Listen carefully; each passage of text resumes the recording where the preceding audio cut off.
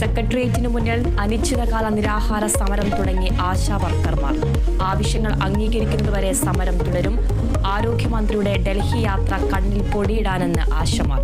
കേന്ദ്ര ആരോഗ്യമന്ത്രിയുമായി കൂടിക്കാഴ്ച നടത്താനാകാതെ വീണ ജോർജ് നിവേദനം നൽകി മടങ്ങും.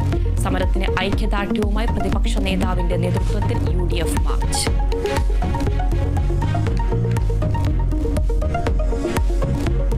കാസർകോട് പരപ്പച്ചാലിലെ ജപ്തിയിൽ കുടുംബത്തിന് സഹായം. കേരള ബാങ്ക് ജപ്തി ചെയ്ത ജാനകിക്കും കുടുംബത്തിനും സഹായവുമായി ആലപ്പുഴ സ്വദേശിയായ വ്യവസായി.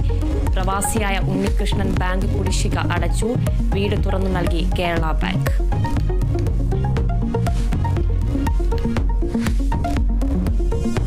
മുതിർന്ന CPI നേതാവ് KE ഇസ്മായിലിനെതിരെ നടപടി. 6 മാസത്തേക്ക് സസ്പെൻഡ് ചെയ്യണമെന്ന് CPI എക്സിക്യൂട്ടീവിന്റെ ശുപാർശ.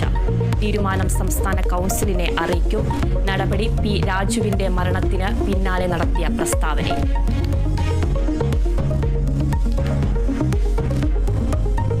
തിരുവനന്തപുരം നെയ്യാറ്റിൻകരയിൽ അയൽവാസിയെ കുത്തിക്കൊലപ്പെടുത്തി. കുത്തേറ്റു മരിച്ചത് മാവിളക്കടവ് സ്വദേശി ശശി. കുത്തിക്കൊലപ്പെടുത്തിയ അയൽവാസി മണിയൻ പിടിയിൽ. കൊലപാതകം അയൽവാസികൾ തമ്മിലുള്ള വസ്തുതർക്കത്തിനിടെ.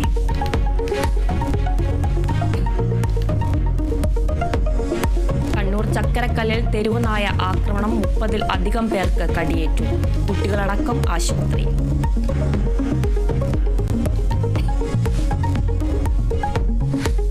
എറണാകുളം കുറുപ്പുംപടിയിൽ സഹോദരിമാരെ അമ്മയുടെ ആൺസുഹൃത്ത് പീഡിപ്പിച്ചു.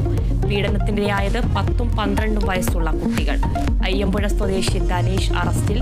പീഡന വിവരം പുറത്തറിഞ്ഞത് പെൺകുട്ടികളിൽ ഒരാൾ സുഹൃത്തിനെഴുതിയ കത്തിലൂടെ.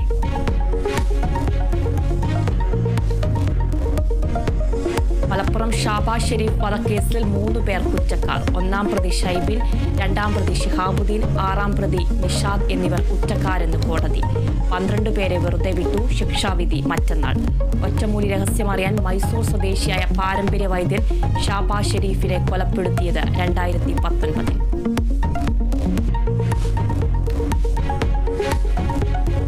അംഗനവാടി ജീവനക്കാർ സെക്രട്ടേറിയറ്റിനു മുന്നിൽ നടത്തുന്ന സമരം നിയമസഭയിൽ. ആശാ വർക്കർമാരെ പോലെ സർക്കാർ അംഗനവാടി ജീവനക്കാരെയും ചവിട്ടിമെതിക്കുന്നുവെന്ന് പ്രതിപക്ഷം.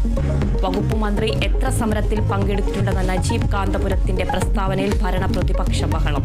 സമരത്തിനു പിന്നിൽ രാഷ്ട്രീയമെന്ന് മന്ത്രി P രാജീവ്.